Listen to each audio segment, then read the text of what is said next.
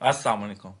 ਅੱਜ ਆਪਾਂ ਸੀਐਸਐਸ ਪੰਜਾਬੀ ਦਾ ਇੱਕ ਇੰਪੋਰਟੈਂਟ ਟੌਪਿਕ ਡਿਸਕਸ ਕਰਾਂਗੇ ਜਿਹਦਾ ਨਾਮ ਹੈ ਪੰਜਾਬੀ ਅਦਬ ਦੀ ਕਹਾਣੀ।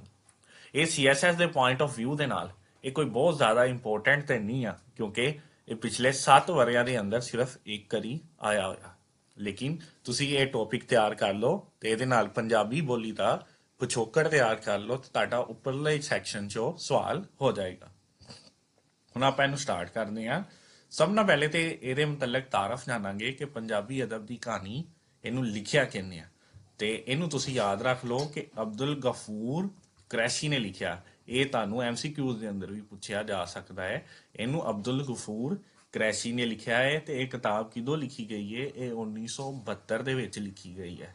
ਇਹ ਕਿਤਾਬ 1972 ਦੇ ਵਿੱਚ ਲਿਖੀ ਗਈ ਹੈ। ਹੁਣ ਆਪਾਂ ਥੋੜੀ ਕਿਤਾਬ ਦੀ ਡਿਟੇਲ ਜਾਣਾਂਗੇ ਕਿ ਕਿਤਾਬ ਦੇ ਅੰਦਰ ਟੋਟਲ ਕਿੰਨੇ ਸਫੇ ਨੇ। ਕਿਤਾਬ ਦੇ ਅੰਦਰ ਜਿਹੜੇ ਸਫੇ ਨੇ ਉਹ ਹੈਗੇ ਨੇ 646।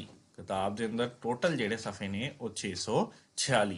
ਇਹ 646 ਸਫਿਆਂ ਦੀ ਵੰਡ ਕੁਛ ਇਸ ਤਰ੍ਹਾਂ ਵਾ ਕਿ ਸ਼ੁਰੂ ਵਾਲੇ 186 ਆ। 186 ਸਫੇ ਜਿਹੜੇ ਹੈਗੇ ਆ ਉਹਦੇ ਅੰਦਰ ਪੰਜਾਬੀ ਅਦਬ ਦੀ ਤਾਰੀਖ ਬਿਆਨ ਕੀਤੀ ਗਈ ਹੈ। ਸ਼ੁਰੂ ਵਾਲੇ 186 ਸਫਿਆਂ 'ਚ ਪੰਜਾਬੀ ਅਦਬ ਦੀ ਤਾਰੀਖ ਬਿਆਨ ਕੀਤੀ ਗਈ ਹੈ। ਇਹਦੇ ਅੰਦਰ ਮੁxtਲਿਫ ਕਿਸਮ ਦੇ ਪੰਜਾਬੀ ਜਿਹੜੇ ਲਹਿਜੇ ਇਸਤੇਮਾਲ ਹੋਏ ਨੇ ਜਾਂ ਪੰਜਾਬੀ ਦੇ ਜਿਹੜਾ ਹੈਗਾ ਵਾ ਪੰਜਾਬੀ ਤੱਕ ਜ਼ਬਾਨ ਆਉਣ ਤੋਂ ਪਹਿਲੇ ਜਿੱਦਾਂ ਆਰੀਆ ਤੋਂ ਬਾਅਦ ਅਪਭਰਨਸ਼ ਜਾਂ ਸੰਸਕ੍ਰਿਤ, ਇਹ ਸਾਰੀ ਇਹਦੇ 'ਚ ਡਿਟੇਲ ਮੌਜੂਦ ਹੈਗੀ ਆ। ਤੇ ਜਿਹੜੇ ਬਾਕੀ ਸਫੇ ਹੈਗੇ ਆ 187 ਤੋਂ ਲੈ ਕੇ ਤੇ 640 ਤੱਕ, ਇਹਦੇ ਅੰਦਰ ਜਿਹੜਾ ਹੈਗਾ ਵਾ ਮੁxtਲਿਫ ਜਿਹੜੇ ਪੰਜਾਬੀ ਦਾਨ ਆਏ ਸੀਗੇ ਉਹਨਾਂ ਦਾ ਤਜ਼ਕਰਾ ਵਾ। ਪੰਜਾਬੀ ਅਦਬ ਵਾਲੇ ਜਿਹੜੇ ਸ਼ਾਇਰ ਵਗੈਰਾ ਸੀ ਉਹਨਾਂ ਦਾ ਤਜ਼ਕਰਾ ਵਾ ਤੇ ਇਹਦੇ ਅੰਦਰ 347 ਸ਼ਾਇਰਾਂ ਦਾ ਤਜ਼ਕਰਾ ਵਾ। 347 ਸ਼ਾਇਰਾਂ ਦਾ ਤਜ਼ਕਰਾ ਮੌਜੂਦ ਆ। ਤੇ ਇਹ ਹੁਣ ਅਗਲਾ ਸਵਾਲ ਇਹ ਆ ਕਿ ਜਿਹੜਾ ਜ਼ਿਆਦਾਤਰ ਪੁੱਛਿਆ ਜਾਂਦਾ ਵਾ ਕਿ ਪੰਜਾਬੀ ਅਦਬ ਦੀ ਕਹਾਣੀ ਜਿਹੜੀ ਆ ਉਹ ਇੱਕ ਤਾਰੀਖ ਦੀ ਕਿਤਾਬ ਆ ਜਾਂ ਤਜ਼ਕਰਾ ਵਾ। ਇਹ ਤੁਹਾਨੂੰ MCQs 'ਚ ਵੀ ਪੁੱਛਿਆ ਜਾ ਸਕਦਾ ਵਾ, ਤਾਰੀਖ ਆ ਜਾਂ ਤਜ਼ਕਰਾ।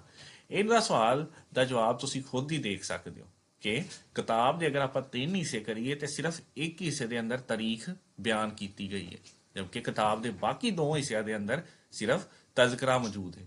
ਯਾਨੀ ਆਪਾਂ ਫਿਰ ਆਪਣਾ ਹੱਕ ਜਿਹੜਾ ਵਾ ਆਪਣਾ ਪੁਆਇੰਟ ਇਹ ਦਵਾਂਗੇ ਕਿ ਇੱਕ ਇਹ ਤਜ਼ਕਰੇ ਦੀ ਕਿਤਾਬ ਆ ਕਿਉਂਕਿ ਇਹਦੇ ਅੰਦਰ 347 ਜਿਹੜੇ ਹੈਗੇ ਆ ਪੰਜਾਬੀ ਅਦਬ ਦੇ ਸ਼ਾਇਰ ਸੀ ਉਹਨਾਂ ਦਾ ਤਜ਼ਕਰਾ ਮੌਜੂਦ ਆ। ਹੁਣ ਆਪਾਂ ਇਸ ਕਿਤਾਬ ਦਾ ਤਨਕੀਦੀ ਜਾਇਜ਼ਾ ਕਰਦੇ ਹਾਂ।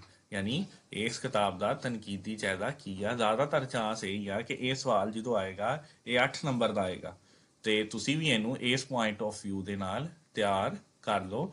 ਉਹਦਾ ਇਹ 16 ਨੰਬਰ ਦਾ ਵੀ ਪੁੱਛ ਸਕਦਾ ਹੈ ਕਿਉਂਕਿ ਐਗਜ਼ਾਮੀਨਰ ਕੋ ਤੁਸੀਂ ਕੁਝ ਵੀ ਐਕਸੈਪਟ ਕਰ ਸਕਦੇ ਆ, ਲੇਕਿਨ ਫਿਰ ਵੀ ਉਮੀਦ ਹੈ ਆ ਕਿ 8 ਨੰਬਰ ਦਾ ਇਹ ਸਵਾਲ ਆਏਗਾ।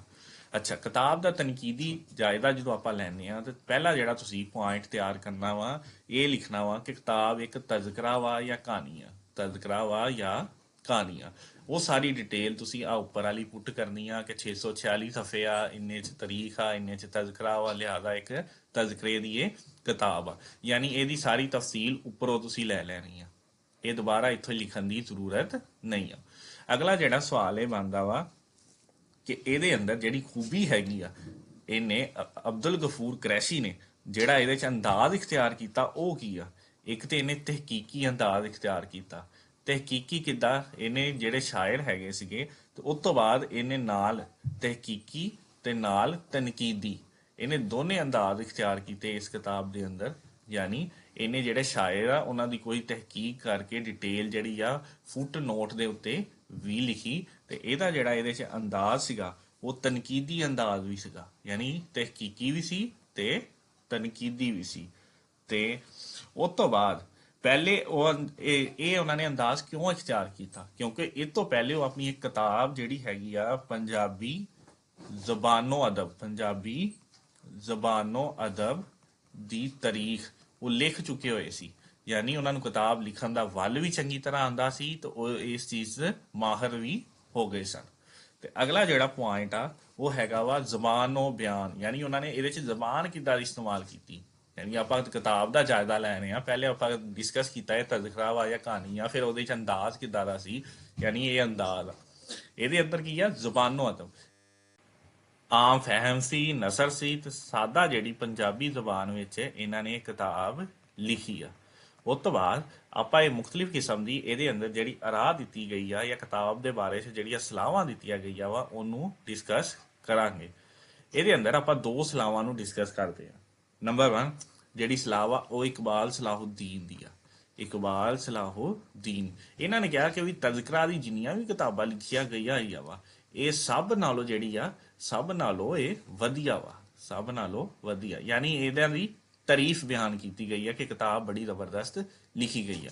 ਦੂਸਰੀ ਜਿਹੜੀ ਸਲਾਹ ਵਾ ਉਹ ਡਾਕਟਰ ਅਸਮਤੁੱਲਾ ਦੀ ਆ। ਡਾਕਟਰ ਅਸਮਤੁੱਲਾ ਥੋੜੇ ਜਿਹੇ ਇਹਨਾਂ ਦੇ ਓਪੋਜ਼ਿਟ ਨੇ। ਉਹਨਾਂ ਨੇ ਕਿਹਾ ਇਹ ਕੋਸ਼ਿਸ਼ ਅੱਛੀ ਆ ਲੇਕਿਨ ਇਹਦੇ ਅੰਦਰ ਕੁਛ ਭੁੱਲ ਚੁੱਕ ਹੋਈ ਆ। ਅੱਛਾ, ਇਹਦੇ ਅੰਦਰ ਜਿਹੜਾ ਹੁਣ ਪੁਆਇੰਟ ਭੁੱਲ ਚੁੱਕ ਆਇਆ ਵਾ ਡਾਕਟਰ ਅਸਮਤੁੱਲਾ ਕਹਿੰਦੇ ਆਇਆ ਇਹ ਹੋਈ ਆ ਕਿ ਨਹੀਂ, ਆਪਾਂ ਤੁਸੀਂ ਇਹ ਵੀ ਹੈਡਿੰਗ ਬਣਾਉਣੀ ਆ ਭੁੱਲ ਚੁੱਕ ਦੀ।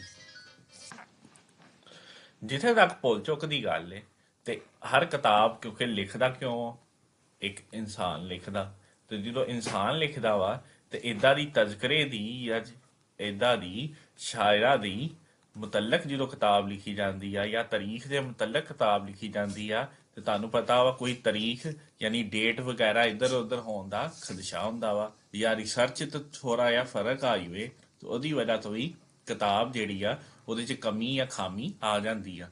ਇਸ ਵਜ੍ਹਾ ਤੋਂ ਭੁੱਲ ਚੁੱਕ ਹਰ ਇੱਕ ਕਿਤਾਬ 'ਚ ਹੋਣ ਦਾ ਖਦਸ਼ਾ ਮੌਜੂਦ ਹੁੰਦਾ ਹੈ। ਲੇਕਿਨ ਇਹਨਾਂ ਨੇ ਪੰਜਾਬੀ ਜ਼ੁਬਾਨ ਦੇ ਅੰਦਰ ਇਸ ਮੁਕੰਮਲ ਇਨਸਾਈਕਲੋਪੀਡੀਆ ਨੂੰ ਇਕੱਠਾ ਕਰਕੇ ਇੱਕ ਨਵਾਂ ਕੰਮ ਕੀਤਾ ਹੈ। ਉਸ ਨਵੇਂ ਕੰਮ ਨੇ ਨਵੀਂ ਜਿਹੜੀ ਜਨਰੇਸ਼ਨ ਹੈਗੀ ਆ ਉਹਨਾਂ ਨੂੰ ਇੱਕ ਨਵੀਂ ਰਾਹ ਦਿਖਾਈ ਆ। ਤੇ ਹੁਣ ਜਿਹੜੀ ਜਨਰੇਸ਼ਨ ਆ ਅਗਰ ਉਹਦੇ 'ਚ ਰਿਸਰਚ ਕਰਕੇ ਉਹਨੂੰ ਮੁਕੰਮਲ ਤਸੀਹ ਕਰਕੇ ਠੀਕ ਕਰ ਸਕਦੀ ਆ ਤੇ ਇਹਦੇ 'ਚ ਤਾਂ ਕੋਈ ਹਰਜ ਨਹੀਂ। ਇਸ ਤਰ੍ਹਾਂ ਹਰ ਕਿਤਾਬ 'ਚ ਭੁੱਲ ਚੁੱਕ ਦਾ ਖਦਸ਼ਾ ਮੌਜੂਦ ਹੁੰਦਾ ਹੈ, ਖੁਸੂਸਨ ਤਾਰੀਖ ਦੀ ਜਾਂ ਤਜ਼ਕਰੇ ਦੀ ਕਿਤਾਬ ਦੇ ਵਿੱਚ। ਹੁਣ ਤੁਸੀਂ ਆ ਐਂਡ ਤੇ ਜਿਹੜੀ ਮੁੱਕ ਦੀ ਗੱਲ ਲਿਖੋਗੇ, ਮੁੱਕ ਦੀ ਗੱਲ ਦੇ ਅੰਦਰ ਤੁਸੀਂ ਇਹਨੂੰ ਸਾਰੇ ਨੂੰ ਮੁਕੰਮਲ ਮਜਮੂਆ ਬਣਾ ਕੇ ਲਿਖੋਗੇ। ਯਾਨੀ ਤੁਸੀਂ ਇਹ ਲਿਖੋਗੇ ਅਬਦੁਲ ਗਫੂਰ ਕੁਰੈਸ਼ੀ ਨੇ 1972 'ਚ ਕਿਤਾਬ ਲਿਖੀ। ਇਹ ਤਾਰੀਖ ਤੇ ਤਜ਼ਕਰੇ ਦੇ ਮਿਕਸਚਰ ਆ ਲੇਕਿਨ ਇਹਦੇ ਜੀ ਤਜ਼ਕਰੇ ਦਾ ਪਹਿਲੂ ਜ਼ਿਆਦਾ ਵਾ ਤੇ ਇਹਦੇ ਅੰਦਰ ਤਹਿਕੀਕੀ ਤੇ ਤਨਕੀਦੀ ਅੰਦਾਜ਼ ਇਸਤੇਮਾਲ ਕੀਤਾ ਵਾ ਤੇ ਜ਼ੁਬਾਨੋ ਅਦਬ ਜਿਹੜਾ ਇੰਤਹਾਈ ਆਸਾਨ ਆ ਤੇ ਇਹਦੇ ਅੰਦਰ ਮੁxtਲਿਫ ਸ਼ੌਰਾ ਨੇ, ਮੁxtਲਿਫ ਮੁਫੱਕਰਾਂ ਨੇ ਮੁxtਲਿਫ ਹਰਾ ਦਿੱਤੀ ਆ। ਕਿਸੇ ਨੇ ਇਹਨੂੰ ਸਭ ਤੋਂ ਵਧੀਆ ਕਿਹਾ, ਕਿਸੇ ਨੇ ਕਿਹਾ ਇਹਦੇ 'ਚ ਕੋਈ ਭੁੱਲ ਚੁੱਕ ਹੋਈ ਆ।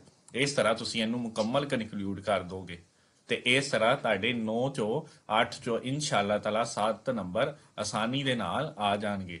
ਤੇ ਤੁਸੀਂ ਅਗਰ 100 ਚੋਂ 90 ਨੰਬਰ ਲੈਣਾ ਚਾਹੁੰਦੇ ਆ ਤਾਂ ਤੁਸੀਂ ਸਾਡੇ ਲੈਕਚਰਾਂ ਨੂੰ ਫਾਲੋ ਕਰੋ ਤੇ ਤੁਸੀਂ ਇਹਦੀ ਮੁਕੰਮਲ ਪਲੇਲਿਸਟ ਸਕੋਲਰ ਅਕੈਡਮੀ ਦੇ ਅੰਦਰ ਤੁਸੀਂ ਦੇਖ ਸਕਦੇ ਆ ਤੇ ਇਨਸ਼ਾਅੱਲਾ ਤੁਹਾਡੇ 90 ਨੰਬਰ ਆਸਾਨੀ ਦੇ ਨਾਲ CSS ਦੇ ਅੰਦਰ ਆ ਜਾਣਗੇ, ਜਿਹਦੀ ਵਜ੍ਹਾ ਤੋਂ ਤੁਹਾਨੂੰ ਬੂਸਟ ਮਿਲੇਗਾ ਤੇ ਤੁਸੀਂ ਮੁਕੰਮਲ ਤੌਰ ਤੇ ਐਲੋਕੇਸ਼ਨ तक पहुंच सकते हैं।